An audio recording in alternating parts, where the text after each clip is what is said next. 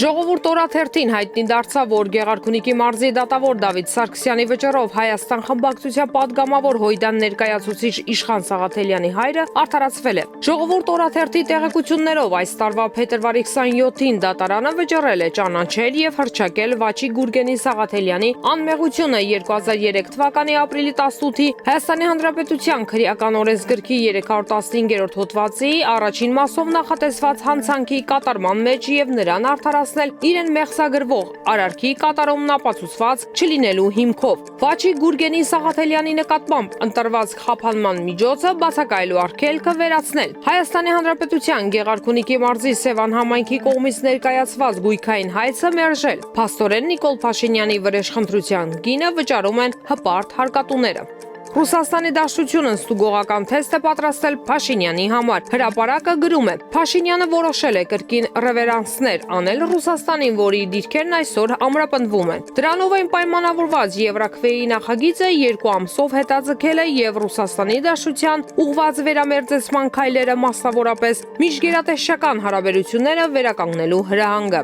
Սակայն Ռուսաստանի Դաշնությունում չեն հավատում Փաշինյանի անկեղծությանը եւ Ռուսաստանի Դաշնային ժողովի Դաշնության նախագահ Վալենտինա Մատվիենկոյի այցի հետաձգումը ըստ լուրերի պայմանավորված է նրանով, որ ստուգեն Փաշինյանի գործողությունների անկեղծությունը եւ հասկանան, ինչպես է շարունակում համագործակցությունը Հայաստանի Հանրապետության հեղեղուկ իշխանությունների հետ։ Մատվիենկոն ըստ նախնական պայմանավորվածության պետք է ժամաներ փետրվարի վերջին, մինչդեռ ասվեց, որ հունիսի 5-ից 6-ը կգա։ Ռուսաստանի Դաշնությունում սպասում են տեսնեն Փաշինյանը կմասնակցի մայիսի 9 Կարմիր հրապարակի միջոցառումներին։ Իշխանական աղբյուրները կասկած չունեն, որ կմասնակցի։ 2023-ին էլ է մասնակցել, 24-ի մայիսի 8-ին էլ ԵԱՏՄ գագաթնաժողովին մասնակցեց ու վերադարձավ։ Մինչ Մատվիենկոյի ժամանումը Ալեն Սիմոնյանը կմեկնի Ռուսաստանի Դաշնություն ապրիլի 17-18-ին ԱՊՀ վեհաժողովի հաղթանակի 80-ամյակի նվիրված նիստին մասնակցելու։ Տեղեկություններ կան, որ բանակցում են նաև Պետդումայի նախագահ Վոլոդինին Հայաստան բերելու շուրջ։ Մինչև մայիսին Կապանում կբացվի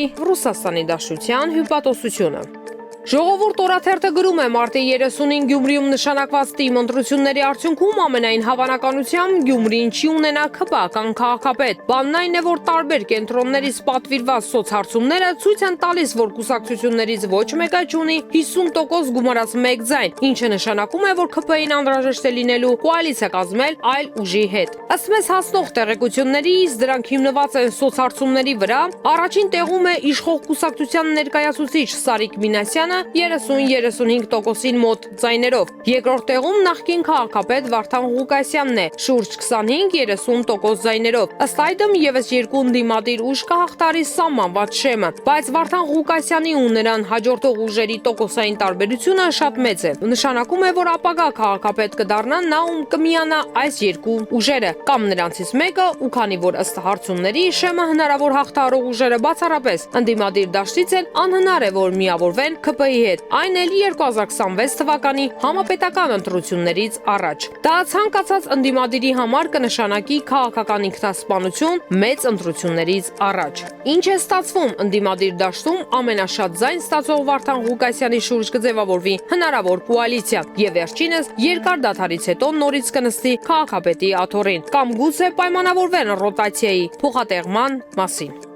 Հրապարակ թերթը գրում է. Փաշինյանը հրանգել է թիմին ոչ մի կերպ չխառնվել Հայաստանի Հանրապետության երկրորդ եւ երրորդ նախագահների թիմերի միջև շաբաթներ ձգվող լեզվակռվին։ Առաջարկել է թուլանալ եւ հաճույք ստանալ, թե ինչպես են իրենց հակառակորդներն իրար միս կրծում։ Թիմում զարմացել են, երբ տեսել են նրա արձագանքն այդ վեճին։ Նա ասել է, որ իրեն ոչ ոք իշխանության չի բերել։ 2018-ին ժողովրդական ոչ բռնի Թավշյա հեղափոխությունը իշխանության է բերել ժողովրդին, իսկ ինքը ժողովրդի իշխանության տեղապահն է եւ ժողովուրդն իրեն մեկ ուրիշով կփոխարինի, երբ ցանկանա։ Ինչու է Փաշինյանը խախտել իր իսկ որոշումը եւ միջամտել նախկին նախագահների վեճին։ ՔՊ մեր աղբյուրի կարծիքով Փաշինյանը Գյումրիի կատարած անփառունակ այցից հետո հավանաբար այնքան է մտահոգվել իշխանության վարկանիշով, որ պատրաստ է ամեն գործիք օգտագործել այդ ընտրություններում հաղթելու համար։ Եվ վստահ է, որ նորից աշխատելու է նախկիների դեմ ատելություն հրահրելու մեթոդը կիջեցնի Սերժ Սարգսյանին ու Ռոբերտ Քոչարյանին, գուցե Գյումրիում ՔՊ-ն հաղթի։